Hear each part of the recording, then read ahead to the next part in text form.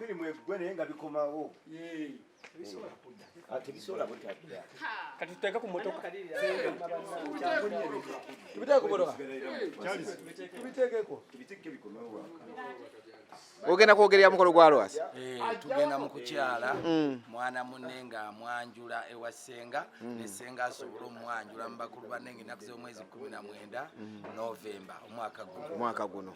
Omukolo gwetegekedde otya? Omukolo ate ebigambo by'okukyala biba bingi. Tetulinze enteekateeka gye batukoledde eri tugirumbe tukyale senga alabe Lwasa gwagenda okwanjulira bakulu banne tulinde ng'ennaku z'omwezi 19 Novemba ate okwanjula tukugenda okumenya emiti. Ekintu tukyetegekedde nzijeeyo nange enkambwe ku luno. I know. Eno Lwasa yangambye gula mpya n'engula mpya kati tulumbe. Tubiteekeyo. Kakati nebamuwezesako ennyumba gyasereka ya muntu mulala. Osobola okuba ebitondo okujjayo. Ekigendererwa wanookiraba ebintu ssente ze baweerya okuzimba ennyumba abulina naffe tukimanyi kati tetwagala okulwanako tukimanyi muganda waffe mulwadde kakati Paul kuba baagala kyansi eyo atunde ebibye n'amaka gatunde bo bafune ebyabwe ku ddiiru ki ffe baganda be kati ffe tulumirirwa omusaayi gwaffe asinga ennyumba enagitunda olw'omukazi mbukanga ayagala okuwasa omukazi okukyala kubeera wa ssenga lwaki kugenda ewa maama lwaki kugenda wa maama ayagala mutunza maka baagala yeegase ne pasita baagala mutunza maka buli kimu bakimutuze koleza ffe mwannyinaffe tatuluma mulwadde n'ebbaluwa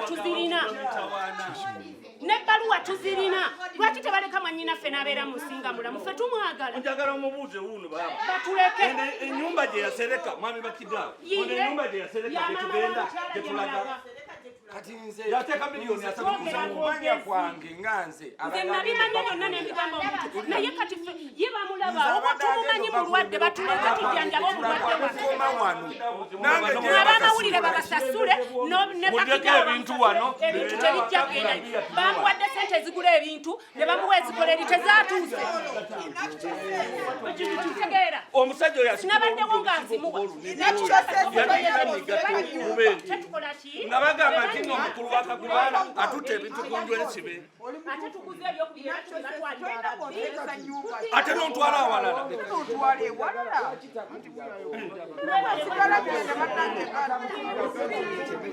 yiino gikebere yiino enisimu yange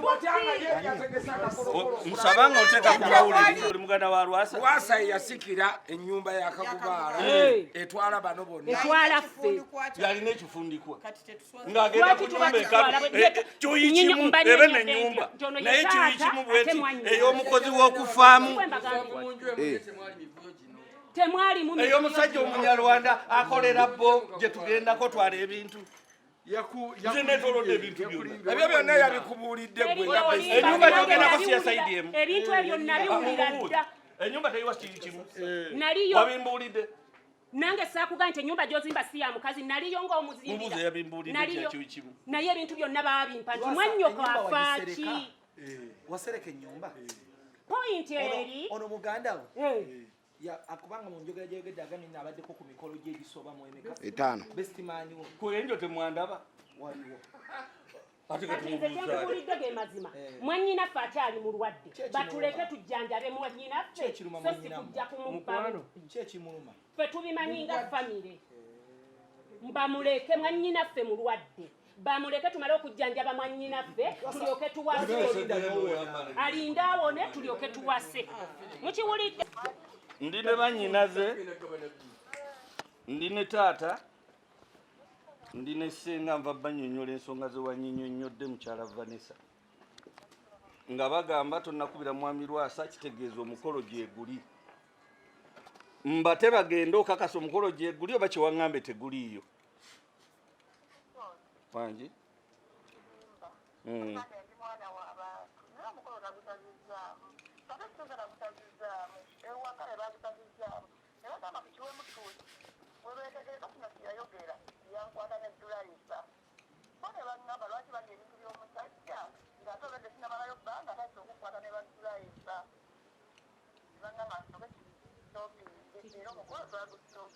nti si beetegefu kulya bintu bya mwami Lwasa ku bigambo bye yayogedde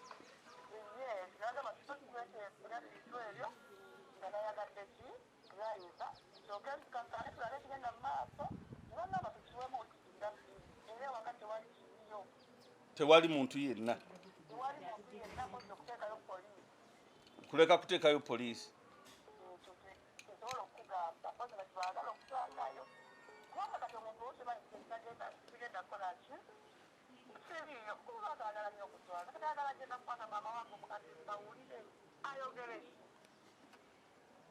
Taata abaddewo nga buli kintu akiwulira.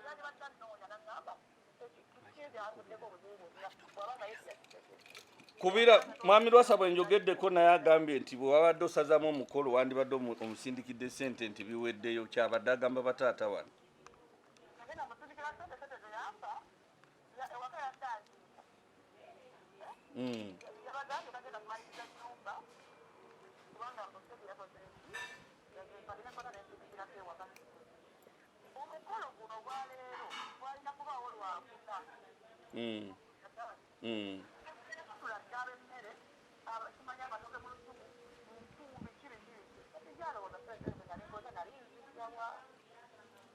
Kati mukyalo lwaki sivuga nompa ku matooke gali ge wali oguzaago omukolo?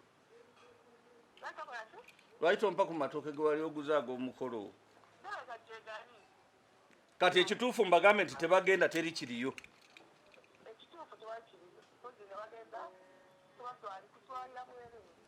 Beera bulungi.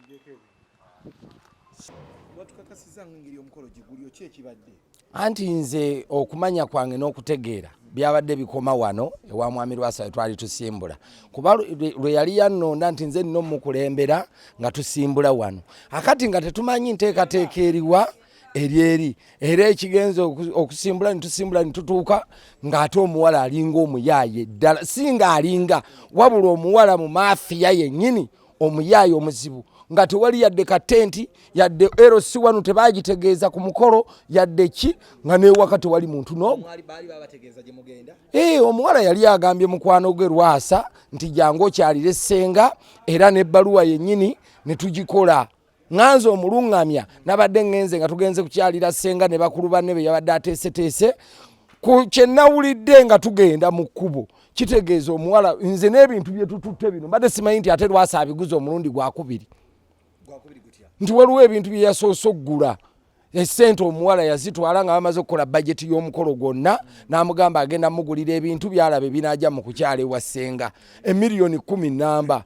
Kakati ate ekiro ekikeesezza olwaliro ng'ennaku z'omwezi 2 lwe tugenda obwedde ono alinda ebintu ng'amanyi babireeta bisimbule wano mu sitowa nga tabiraba ko ye nti bayinza okulowooza nti siina ki sente na bintu byentutte abamperekeddeko bino ate kwe kubigula byolaba era tubituusizza wali. Nze mbadde nsazeewo nti oba mu lujja mwe tuba tusuula okwejjako ekikwa tusuulewo ensawo za sukaali 2 n'ez'omuceere 2 ekyo ekikwa tukirekeewo omuwala kye yeetaddeko.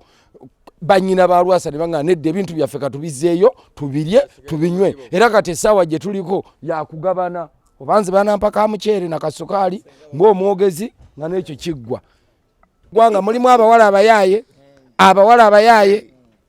Senga buzibu wawasenje omukolo gyeguli bannange nze olwaleero kyentuuseeko kino mu myaka gye nnina sikirabangako kubanga nswadde oluswala omukazi nga nze navudde gyenvudde tebambuulira mangu mukolo naguguddemu nga jangu tulinako we tulaga watonotono bwe tuti ne mugamba wa tulina omukyala gwe njagala tugende.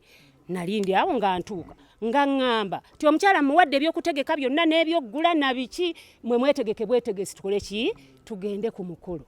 Tutuuka ekiro tunoonya bye tusibanga abagenda ku mikolo bamukubira batuleetera ebintu nti ebintu tewali. Mwanyinaze nga akwata mmotoka nga tugenda tugula ebintu era ndooza mubiraba nti enkya tujja kututeeka okugenda okuddamu okuba ku masimu g'omukazi nga kwegali nga tegaliiko nga tugenda tugende mu kifo gye baatugamba okutuuka wali nga tatuteereddeyo banaatukwata gye yatutwala gye batutute baffere si waabeera nga tewali na kiraga nti waliwo n'omukolo. Kati babadde bagamba mbu ebintu tubirekeyo koffe nti tekisoboka ne gye tuvudde baagala obbirya tubizzeeka waakiri tubirye lwaki tubibalekera ekyo tugenda kikolako tagenda kuddamu kuwasa kuva kati paka nga tumaze okwetereeza. patulidde no mwe mwategese waliwo obuzibu obuliwo naye obwo mutusooke mutusonyiwe busonyiye tujja kitereeza n'ebitambiro by'emmisa noveena naye bino ebitambiro tebyetaaga wa Lwasa ebitambiro byoyagala bantu babawo ogende wa Lwasa Lwasa tugenda musabira tuli balokole mwaki mwagala omusabira tugenda musabira bo tebamanyi ffe abadde mulwadde tetumanyi kirwadde kibadde kimuluma munnaye tulina omusabira tulabe naye muganda mu Lwasa alina omukwano mungi gubulikana kwaba awasa anti kyetwagala okugonjoola kati yalwala omukwano bamulogera mu mukwano katwagala kitereeza era tetugenda kuddamu kuwasaawasa ku kino kwe tukomye kino kwe tukomye